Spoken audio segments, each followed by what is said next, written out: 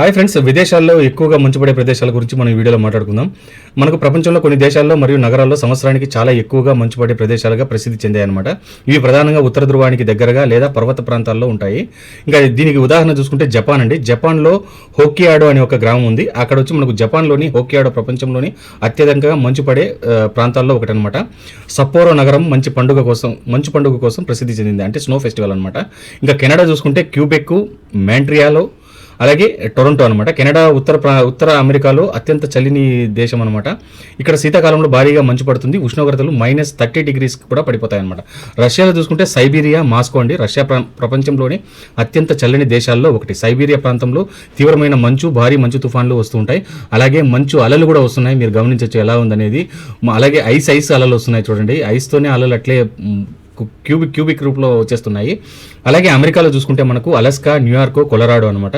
అలస్కాలో చాలా ఎక్కువగా మంచు పడుతుంది.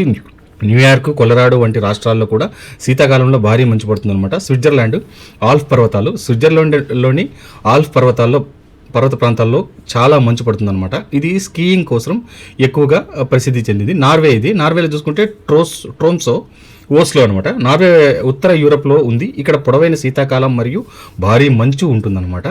ఫిన్లాండ్ అది లాఫ్లాండ్ అని చెప్తారు. దీంట్లో వచ్చి మనకు శాంటా క్లాస్ గ్రామం ఉన్న లాఫ్లాండ్ ప్రాంతం పూర్తిగా మంచుతో కప్పబడి ఉంటుంది.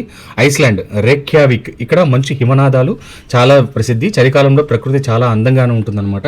అలాగే ఇక్కడ ఈ మంచు పడే టైంలో చాలా విపరీతమైన చలి. అంతేకాకుండా ప్రయాణం చేసే వాళ్ళకు చాలా ఇబ్బంది అండి. మీకు పెట్రోల్ బంక్స్ అవన్నీ కూడా గమనించవచ్చు ఇక్కడ. అలాగే రోడ్డు మీద కార్లు పోలేని పరిస్థితి అనమాట. స్కిడ్ అయిపోతూ ఉంటాయి.